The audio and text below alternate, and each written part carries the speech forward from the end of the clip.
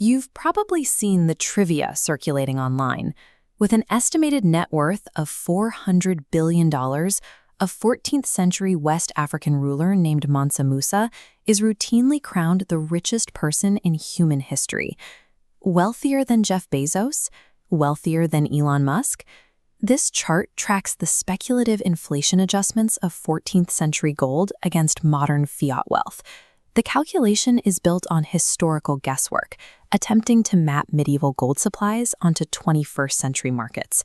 The math simply doesn't hold up to serious economic scrutiny. Evaluating this ruler by a modern billionaire's scorecard misses the point.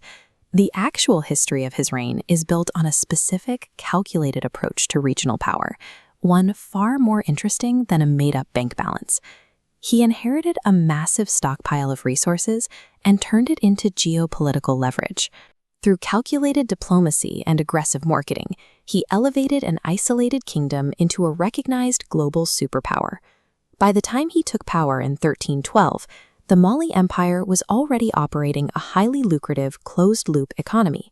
They controlled a strict monopoly over the region's trans-Saharan trade routes, swapping heavy blocks of salt for raw gold dust. But they faced a massive geographic bottleneck. 3.5 million square miles of the Sahara Desert stood between Mali and the economic hubs of the Mediterranean and Islamic worlds. It kept the empire incredibly wealthy, but completely hidden. To access the intellectual and cultural networks he wanted, he needed to punch through that barrier. He had to introduce his empire to the global market, projecting enough power to attract scholars and traders, while simultaneously deterring any ambitious foreign armies. In 1324, he embarked on the Hajj, the mandatory Islamic pilgrimage to Mecca.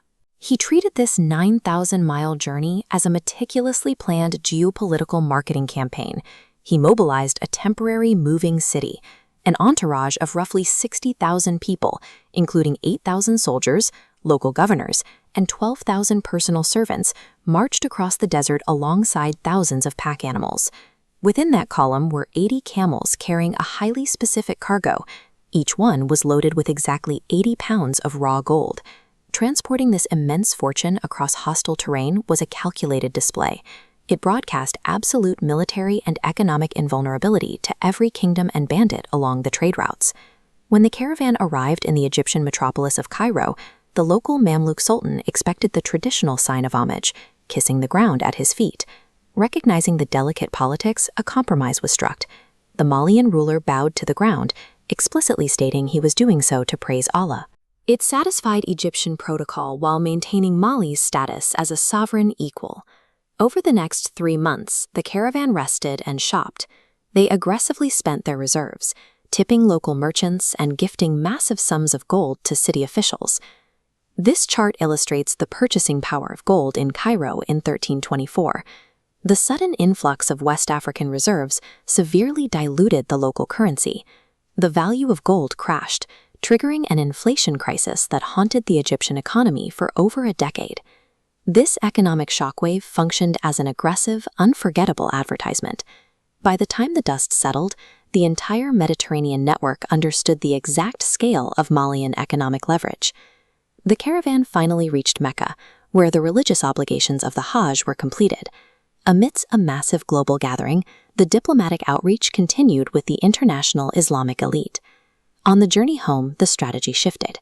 Using his remaining capital and newly minted international fame, the ruler initiated a massive talent acquisition program. He actively recruited top-tier minds.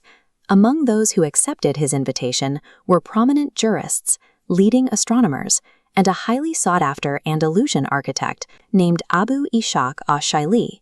He extracted the elite human capital required to upgrade his own empire's physical and intellectual infrastructure. Back in West Africa, the newly recruited architect was immediately deployed. His first assignment was to rapidly urbanize the recently annexed trading hubs of Gao and Timbuktu. Together, they developed the Malian style of architecture. By utilizing thick, sun-dried mud bricks and protruding palm beams, they constructed large, robust buildings that naturally regulated the intense African heat. The pinnacle of this urban planning was the University of Sankore. Evolving from a local mosque, It expanded into a sprawling educational complex that attracted scholars from as far away as Europe. Converting raw, hoarded resources into a permanent, world-renowned center of intellectual power was the actual defining achievement of his reign. By 1375, the geopolitical results of that massive pilgrimage were cemented. Total European awareness of Mali's wealth had been achieved. This map, the Catalan Atlas, is the most significant cartographic document of the Middle Ages. It officially charted African trade routes for the Western world. Directly in the center sits an illustration of Mansa Musa himself, formally recognized as a royal sovereign by foreign cartographers. His historical weight cannot be captured by adjusting a mythical gold pile for modern inflation. He spent his kingdom's reserves to secure a cultural golden age, building physical and intellectual infrastructure that forced the medieval world to finally look toward West Africa.